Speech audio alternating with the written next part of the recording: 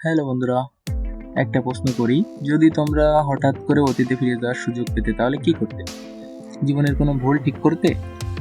নাকি ভবিষ্যতে গিয়ে দেখে আসতে তোমার জীবনে কি ঘটতে যাচ্ছে? শুনতে দারুণ লাগছে তাই না?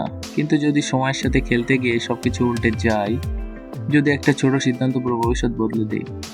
আজকের ভিডিওতে আমি তোমাদের দেখাবো ভারতের সেরা 5টি টাইম ট্রাভেল সিনেমা। এই সিনেমাগুলো শুধু বিনোদনই দেবে না, বরং সময়, ভাগ্য আর জীবনের সিদ্ধান্ত নিয়ে নতুনভাবে ভাবতে বাধ্য করবে।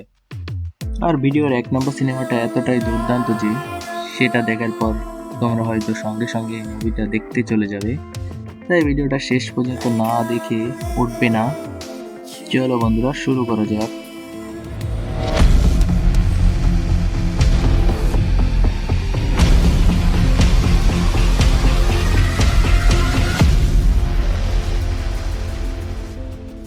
আমাদের তালিকার 5 নম্বরে আছে কানাম।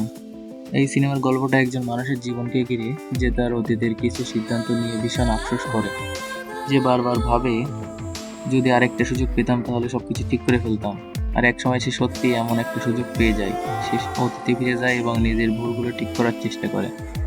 কিন্তু সময়কে বদলানো যতটা সহজ মনে হয়, বাস্তবে ততটা সহজ নয়।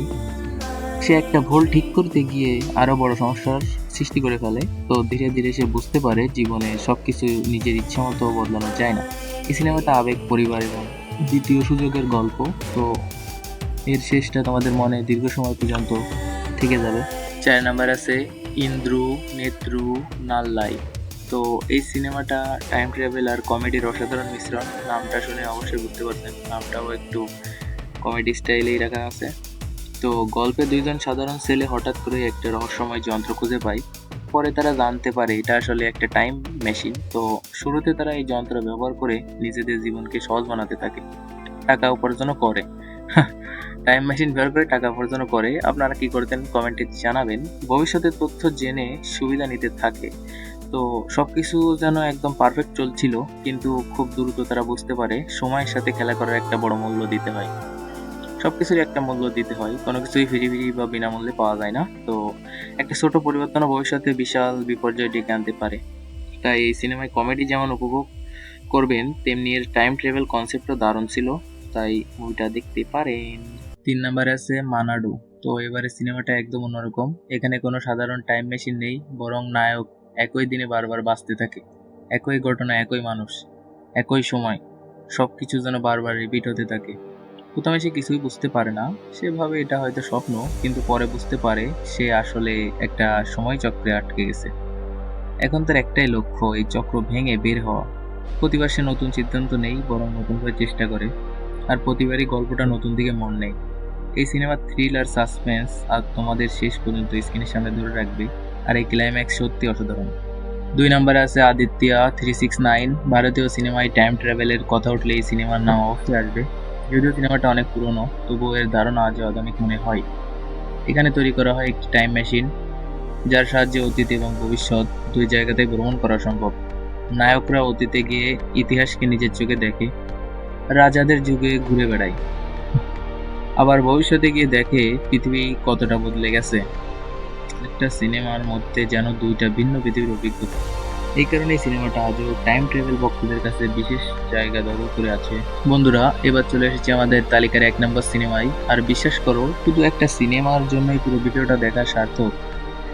সিনেমাটির নাম 24। এখানে রয়েছে একটি রহস্যময় ঘড়ি। এটা সুরিয়ার অভিনীত একটি দুর্দান্ত সিনেমা। তো অবশ্যই দেখবেন। কিন্তু এটা কোনো সাধারণ ঘড়ি নয়। এই ঘড়িটার সাহায্যে সময় থামানো যায়। তো সময়কে পিছনেও নেওয়া যায়, এমনকি ভবিষ্যতও বদলে ফেলা যায়। কিন্তু ভাবো তো, এমন ক্ষমতা যদি কোনো খারাপ মানুষের হাতে চলে যায়, তখন কি হতে পারে? তখন কি হতে পারে? সেখান থেকেই শুরু হয় এই রোমাঞ্চকর এক লড়াই। একদিকে সময়কে নিয়ন্ত্রণ করার শক্তি, অন্যদিকে সেই শক্তিকে রক্ষা করার যুদ্ধ। সিনেমাটিতে দুর্দান্ত অ্যাকশন, আবেগ, থ্রিলার এবং অসাধারণ ভিজুয়াল রয়েছে। আর সূরিয়ার অভিনয় এই সিনেমাকে আরও এক ধাপ উপরে নিয়ে গেছে। তাই এই তালিকা থেকে যদি একটা মাত্র সিনেমা দেখতে চাও, তাহলে 24 অবশ্যই তোমাদের ওয়াচ লিস্টে থাকা উচিত। তো বন্ধুরা, এই ছিল ভারতের সেরা 5টি টাইম ট্রাভেল সিনেমা। তোমাদের মধ্যে কে কে এর আগে এই সিনেমাগুলোর কোনোটা দেখেছো আর কোন সিনেমাটা তোমাদের সবচেয়ে বেশি ইন্টারেস্টিং মনে হয়েছে কমেন্টে অবশ্যই জানিও।